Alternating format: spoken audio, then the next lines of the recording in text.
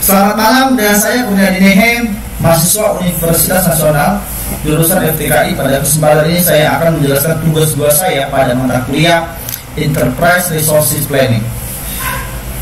Pada tugas ini saya akan memaparkan beberapa pertemuan untuk memenuhi syarat dalam membuat vlog pada tugas 2 saya sebelum ujian akhir semester.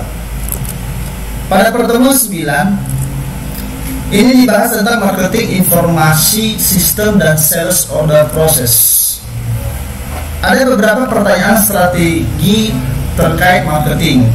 Itu yang pertama, produk apa yang harus kita produksi, berapa banyak masing-masing produk akan diproduksi, kemudian bagaimana terbaik dapat kita promosi atau mengiklankan produk kita, bagaimana kita dapat mendistribusikan produk dengan kepuasan customer yang maksimum, kemudian yang terakhir berapa harga jual produk kita. Studi kasus Peter Snacker pada perusahaan memproduksi 2 snack bars, satu NRG-A dan NRG-B, di mana pada NRG-A membahas tentang Advanced Energy dan pada NRG-B Bodybuilding Protein. Perusahaan memiliki 2 definisi penjualan.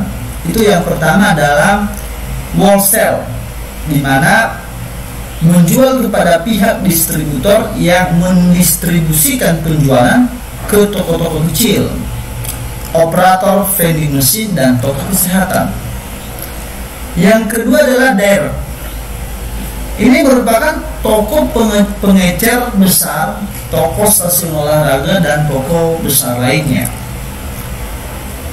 Pada penjualan ada 2, yaitu direct sales, di mana ini adalah menawarkan diskon berdasarkan volume untuk mendorong order besar yang mana lebih efisien untuk diproses, seperti proyek.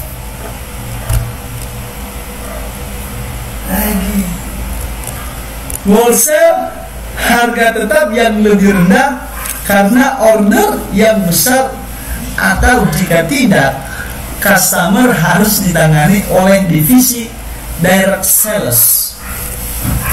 Syarat pembayaran 2/10 net 13, customer menerima 2% diskon jika membayar invoice di dalam 10 hari. Jatuh tempo dalam 30 hari. Peter Snacker juga menjual bar yang dibungkus dengan merek toko untuk jaringan tertentu.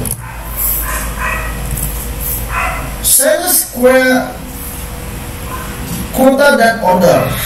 Sales quota penawaran harga kepada customer. Sales order pesanan penjualan dari customer. Yang perlu diperhatikan adalah pemberian diskon. Order tidak langsung dilakukan setelah quota diberikan. Pertanyaan terkait dengan tanggal pengiriman pada saat customer mau melakukan order.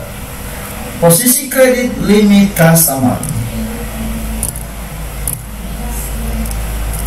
Masuk pada order filing. Biasanya pada packing list dan shipping label ini dicetak pada departemen sales dan diberikan kepada bagian warehouse untuk dilakukan pitching dan packing serta delivery.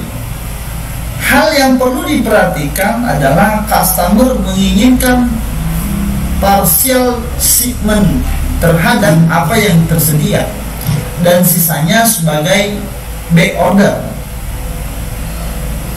Yang kedua adalah customer hanya membeli apa yang tersedia, sisanya nanti dibatalkan dan dibuka order baru.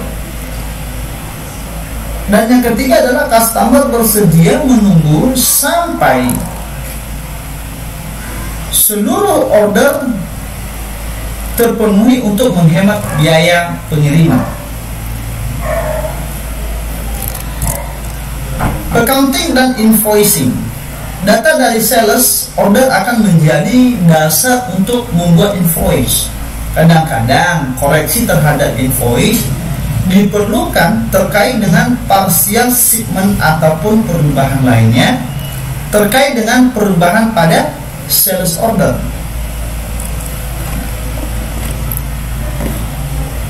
Sales dan distribusi pada enterprise resource planning ini dapat meningkatkan proses terkait dengan sales order proses karena menggunakan database terpusat sehingga dapat mengurangi tingkat kesalahan entry dan meningkatkan akurasi informasi secara real time bagi semua user.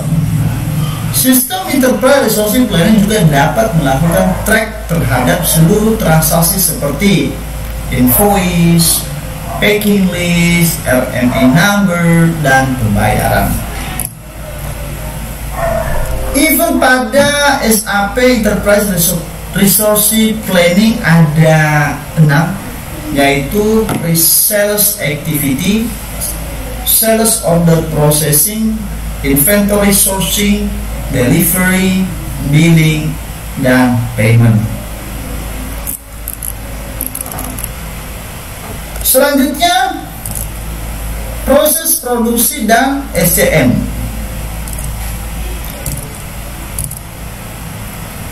Ada 3 pendekatan pada sebuah produksi, yaitu 1. Make to stock atau MTS. Ini merupakan item dibuat pada persediaan untuk mengantisipasi sales order. Kebanyakan produk konsumen seperti sabun, snack, purwek dibuat dengan cara seperti ini. Make to order atau MTO ini adalah item yang diproduksi untuk memenuhi spesifikasi dari konsumen. Perusahaan sering menggunakan pendekatan ini ketika memproduksi item yang terlalu mahal. Nah, ini untuk disimpan sebagai persediaan atau item yang dibuat dan dikonfigurasikan berdasarkan spesifikasi customer seperti percetakan, pesawat udara, dan peralatan besar industri. Assembler to order. Item diproduksi menggunakan kombinasi dari proses make to stock dan make to order. Produk akhir dirakit berdasarkan order dari komponen make to order seperti pada komputer rakitan.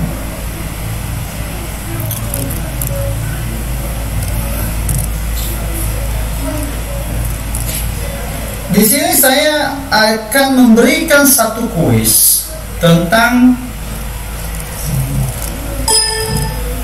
proses produksi dan SCM, yaitu kuisnya adalah: ternyata setelah diskusi dengan istri Anda, ternyata dia ingin Anda mengenakan jas yang khusus untuk suatu acara bergengsi, sehingga dia pergi ke penjahit dan memilih jenis kain khusus. Pendekatan rantai supply dan jas ini adalah make to stock, make to order, make to engineer, atau semua yang di atas adalah salah.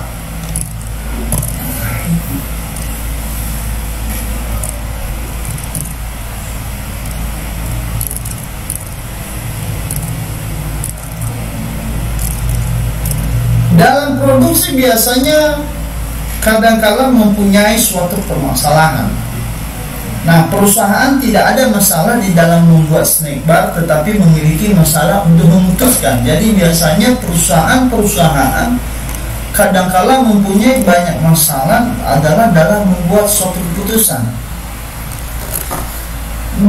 Berapa banyak bar yang harus dibuat dan kapan? Nah, ini adalah masalah-masalah yang sering terjadi dalam suatu keputusan. Permasalahan komunikasi, masalah persediaan, berapa banyak bahan baku yang harus dipesan untuk memenuhi tingkat produksi dan kapan harus dipesan. Pencatatan akuntansi yang tidak konsisten. Perusahaan yang sukses harus membangun suatu perencanaan produksi yang baik, menjalankan rencana tersebut, dan membuat penyesuaian ketika customer demand berbeda dengan forecast. Permasalahan komunikasi. Sharing informasi antara bagian MS dengan produksi, di mana meeting MS sering mengabaikan bagian produksi, terutama terkait dengan rencana promosi yang dapat menyebabkan lonjakan permintaan. Lonjakan permintaan menyebabkan persediaan habis, sehingga bagian produksi perlu melakukan lembur untuk mengisi kembali dan menimbulkan biaya yang lebih tinggi. Nah, karena pada lemburan karyawan tersebut nanti akan memberikan beberapa uang tambahan sebagai uang lemburnya. Peningkatan produksi dapat menyebabkan kekurangan bahan baku, pembungkus, dan kotak, sehingga lonjakan yang tidak terencana pun menimbulkan frustasi pada bagian produksi dan meningkatkan biaya serta risiko. Jika hal tersebut tidak ditangani, dapat menyebabkan kinerja bagian produksi tidak tercapai.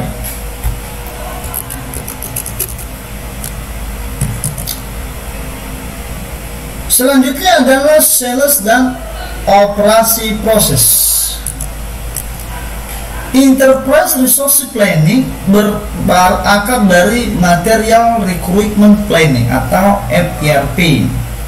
MRP masih merupakan suatu bagian besar dari ERP. Supply Chain Management melihat kepada keseluruhan sistem supply dari bahan baku sampai kepada barang jadi pada rak pengecer. Ada 3 prinsip penting, yaitu 1. Menggunakan sales forecast dan berdasarkan tingkat persediaan yang ada. Membuat perencanaan aggregate untuk semua produk. Perencanaan aggregate menyederhanakan proses perencanaan untuk interval waktu bulanan maupun 4 bulanan. Kedua, memecahkan perencanaan aggregate menjadi perencanaan produksi yang lebih efisien untuk masing-masing produk ke dalam interval waktu yang lebih kecil. Dan yang ketiga adalah menggunakan perencanaan produksi untuk menentukan kebutuhan bahan baku. Aggregate Planning atau SNOP pada Enterprise Resource Planning disebut sebagai Sales atau Operation Planning. Ini adalah merupakan perencanaan jangka menengah yang mencakup 1. Jumlah produksi dalam unit aggregate pada family product, bukan pada level SKU. Kapasitas yang diperlukan adalah regular, lembur, subkontrak, rencana tenaga kerja. Produk diaggregatekan ke dalam kelompok produk untuk mengurangi jumlah variabel yang harus dipertimbangkan ketika mengembangkan suatu rencana produksi. Pembuatan kelompok produk dapat rumit, seperti mengelompokkan produk dari ukuran packing yang berbeda, merek yang berbeda. Untuk perusahaan barang konsumsi dapat mengelompokkan seperti sampo, deterjen, sabun.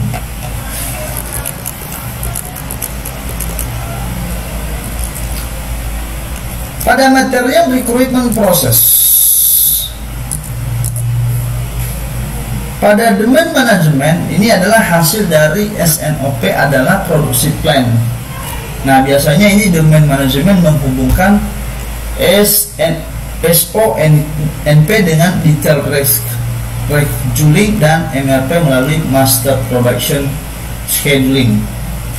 MPS merupakan input kepada detail scheduling proses. MPS juga merupakan input kepada material recruitment planning. Nah, pada filter snacker proses demand, manajemen memecahkan rencana SOP bulanan menjadi mingguan dan harian.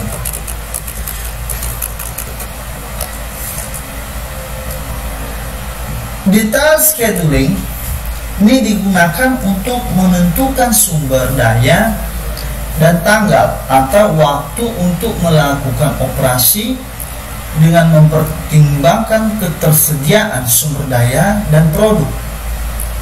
Detail scheduling adalah proses yang rumit, detail dan schedule. Untuk semua order dihitung berdasarkan routing file, lot size, dan word center file. Scheduling sharing sering terkait dengan balance antara long product run dan short product run. Pada aktivitasnya ada 3, yaitu scheduling, reschedule, dan delocating. Pada schedule ini adalah di mana melepas atau dipackaging operasi kepada sumber daya pada suatu tanggal atau waktu tertentu. Sementara untuk reschedule ini adalah mengirim operasi yang sudah terjadwal kepada tanggal awal atau waktu atau sumber daya yang berbeda. Sementara untuk delocation adalah mengeluarkan operasi terjadwal dari sumber daya. Pada filter snacker, karena kapasitas mixing pada filter snacker adalah lebih besar daripada lini kapasitas baking, ini adalah penjadwalan pada filter snacker adalah berfokus pada lini baking. Repetitive manufacturing dapat digunakan untuk menjadwalkan produksi pada filter snacker. Repetitive manufacturing menjadwalkan waktu produksi daripada kuantitas tertentu.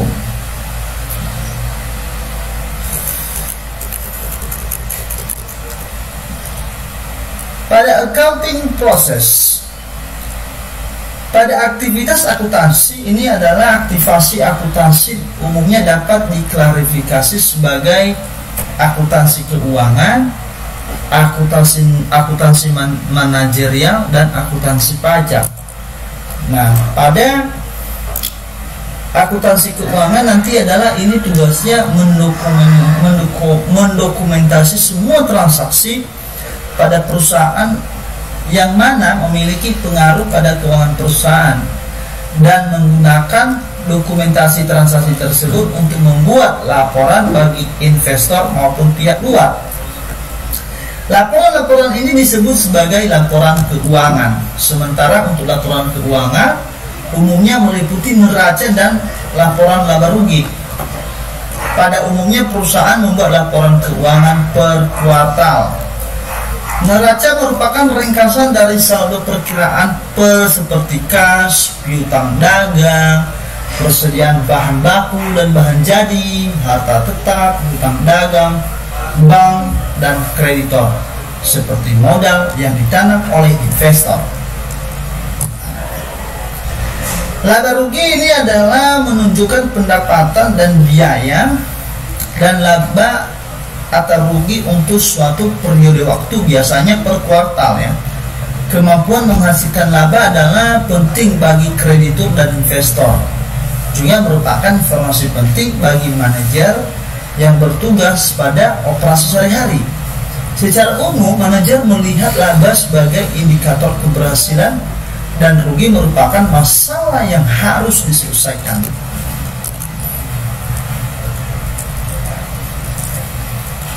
Pada manajer accounting ini berkaitan dengan menentukan cost dan profitability dari suatu aktivitas perusahaan. Informasi high level menunjukkan pada laporan neraca dan laba rugi perusahaan.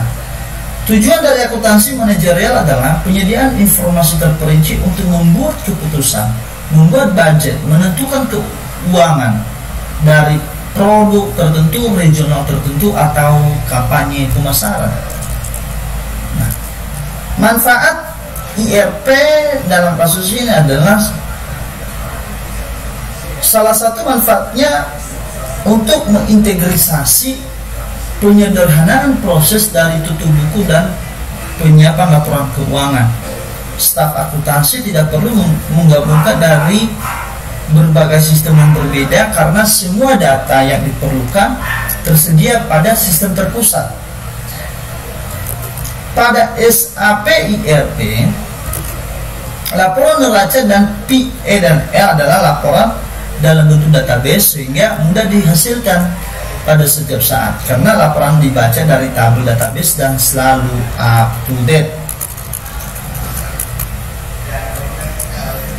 Yang terakhir adalah Human Resource Planning. Pada fungsi HR atau Human Resources, menarik, memilih dan merekrut karyawan baru menggunakan informasi dari lamaran, referensi dan interview, mengkomunikasikan informasi terkait dengan posisi baru dan merekrut melalui organisasi, memastikan karyawan memiliki pendidikan yang sesuai dan sertifikasi untuk mengerjakan tugas mereka, menangani masalah terkait dengan perilaku karyawan, memastikan karyawan mengerti tanggung jawab terkait dengan pekerjaan mereka. Kemudian mereview kinerja karyawan dan menentukan kenaikan gaji dan bonus, mengatur gaji dan kesejahteraan untuk tiap-tiap karyawan, dan mengkonfirmasikan benefit yang sesuai dibayar kepada karyawan baru dan karyawan yang ada. Kemudian mendukung rencana manajemen untuk perubahan di dalam organisasi seperti ekspansi, pensiun, reorganisasi, sehingga karyawan yang kompeten tersedia untuk mendukung proses bisnis. Pada proses rekrutmen, surat lamaran dikelompokkan berdasarkan posisi yang dilamar. Kemudian berdasarkan spesifikasi pelamar, maka dibuat daftar kandidat potensial. Data terkait kandidat difotokopi kemudian disampaikan ke departemen yang membutuhkan untuk direview.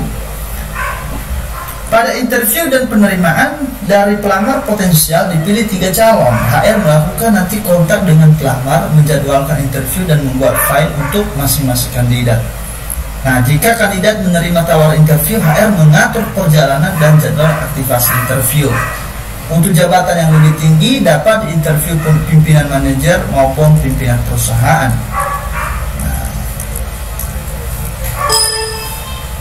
pada training dan development, training dan pengembangan diperlukan ya untuk meningkatkan kemampuan kontribusi karyawan kepada organisasi. Nah, human recruitment merencanakan dan menjadwalkan training dengan baik agar training menjadi efektif. Training dan development ini adalah penting untuk merencanakan untuk perencanaan pensiun, perencanaan karir dan talent management. Development program juga meliputi rotasi kerja. Maka sampai di sinilah penjelasan tugas 2 saya pada mata kuliah Enterprise Resource Planning. Semoga informasi ini dapat bermanfaat buat kita semua juga untuk bahan pembelajaran. Bila ada kata-kata yang kurang berkenan, saya mohon maaf. Terima kasih. Selamat malam.